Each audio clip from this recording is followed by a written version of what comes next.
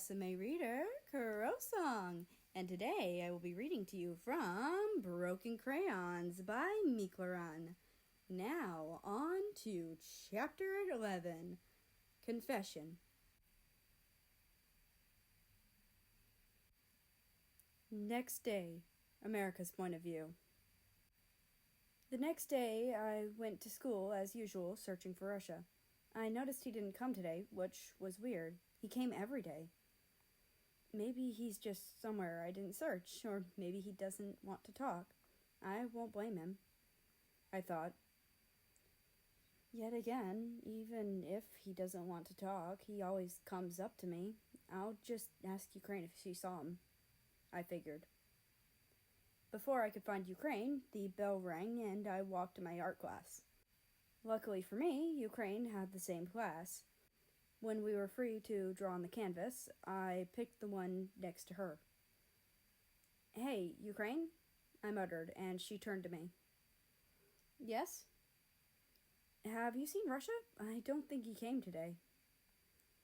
Weird. I was searching for him as well. Skipping school isn't like him, even if he hates it. You don't think anything happened, right? For once, Ukraine looked concerned as she painted a picture of a dandelion. "I hope not," she mumbled. We waited for the school to end so that we could meet up outside.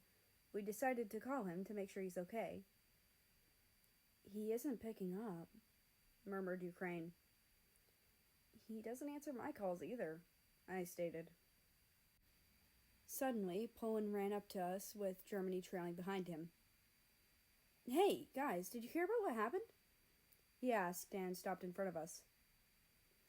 "No, what is it? We're trying to contact Russia," I responded. "That's the thing, he isn't answering, right?" Poland replied. I turned to Ukraine, then back to him. "I don't know how or what happened exactly, but I know he's in the hospital," he continued. "What?" shouted Ukraine in shock, and I was shocked as well. What happened? I hope he's okay," I thought. "Why is he in the hospital, for God's sake? And why weren't we informed earlier?" continued Ukraine. "I don't know," Poland shrugged. And we asked which hospital he's in. After he told us, we took a bus there. Time skip, no one's point of view. The cold hospital air conditioning washed over the two as they walked into the building. After a bit of talk with the staff and doctors, they were able to see Russia. They were told there was a huge wildfire in the forest he was in, and that a tree fell on him. He broke his rib and had a concussion, but he should be awake now, said a doctor. Ukraine went in first and talked to him for a couple minutes, but America couldn't hear what they were saying. After a few minutes, Ukraine came out. "He can talk, but not move much," she informed the other, and he nodded. He walked in and sat down at the chair next to the patient bed. "Lame?" murmured Russia weakly. "Russ, what happened?" America asked. "There was a fire, and then I think I had to escape. Ran under a burning tree. I don't completely remember." He trailed off. "Are you feeling okay now? That's all that matters," asked America in a concerned tone. "My whole body hurts, especially my head and the side of my body. Besides that, I'm fine. Did you worry about me?" he muttered, and America blushed at the last sentence.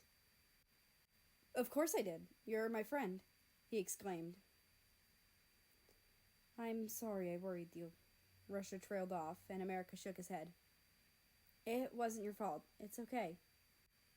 They were in silence for a few seconds until America spoke. "Hey, Russia, there was something I wanted to tell you," he whispered. "What is it?" By your tone, I can assume it's something bad," acknowledged Russia. "What? No. It's not something bad. stuttered the American, and then fell silent. Russia understood it was hard for him to say it, so he tried to help. Hey, but the bitch didn't hesitate for a second when he cut off my arm.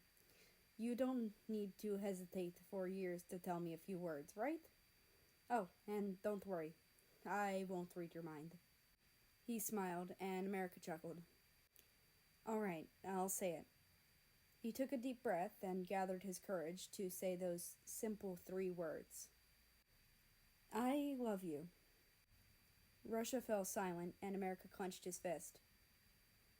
You don't feel the same, do you?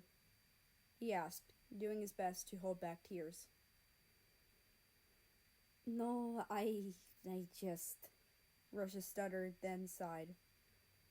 I just thought I'd never hear someone say that, he murmured sadly, then took the American's hand and looked at him with a smile.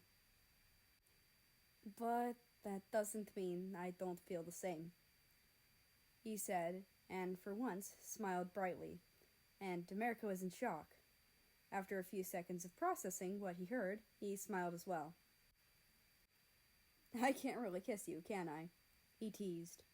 Russia chuckled, then squinted his eye in pain and gripped the side of his body with his arm. No, I guess you can't, he said with a smile, and the other boy laughed. You know, when that 3 hit me, I swear I could see them, Russia murmured. Who? My family. They were calling for me to join them in heaven, but I knew I shouldn't.